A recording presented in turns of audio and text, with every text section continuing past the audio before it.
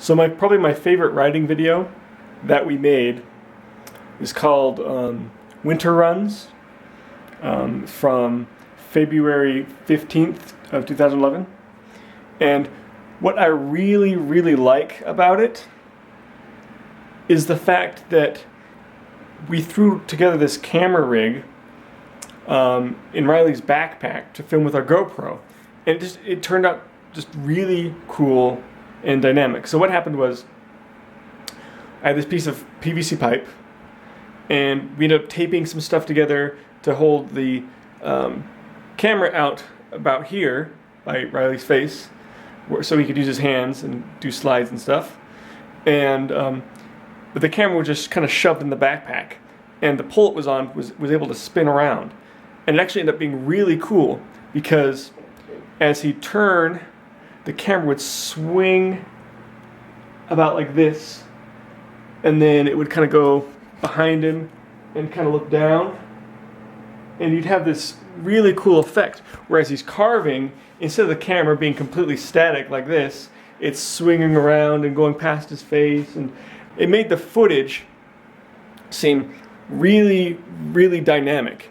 And I think it's just contributed a ton to how cool the footage was. And I've been meaning to try to design something like this ever since then, and I just haven't gotten around to it. So I'm actually just starting a new project for that. So here we have a model of a person, presumably me. This is my head, and this is my shoulders, all from the top. This is my nose, and I've got some ears, I guess. So how it's going to work is the pole is going to be mounted in a backpack, and it's going to stick up vertically coming from right here. Okay? And the idea is it's going to have a swinging arm that is 22 inches long. So it'll swing around this circle. It'll be closest to my face at this angle, and it'll be furthest away from my face at this angle. This whole pivoting mechanism is going to be sloped, so it'll be at this, when it's sitting at this angle, it will be at its lowest height, 68 inches off the ground, which is at my eye level. And then at the far end of the swing, it'll be 82 inches off the ground. And that means at the center of the pole, where it's pivoting around, will be 75 inches. So you're going to have this thing that's kind of facing down like this, and it's going to swing up, and it's going to be able to swing back around.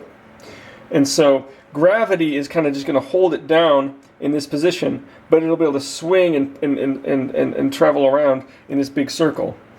And because everything is referencing this single point that's going to be just a little above my head and pretty close to it, the camera is basically just going to be looking back at this point.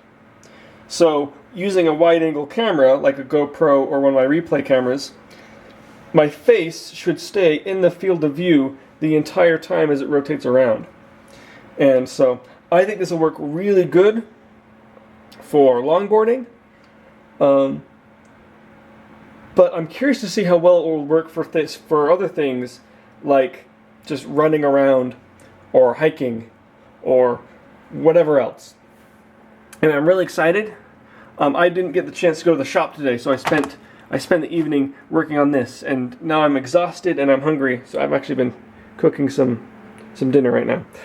So I'm going to be working on this at the shop next time I get the chance to go there.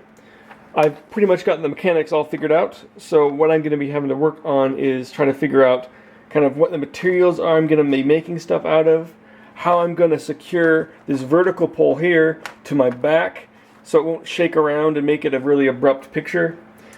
And I'm going to have to think about stuff like, this arm here is not going to be straight, of course, because obviously I want to keep it out of the camera shot.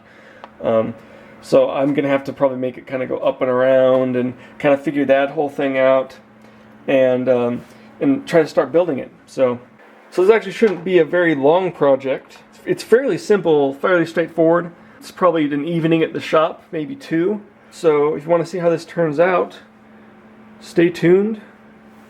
Until then, Longboard Technology, over and out.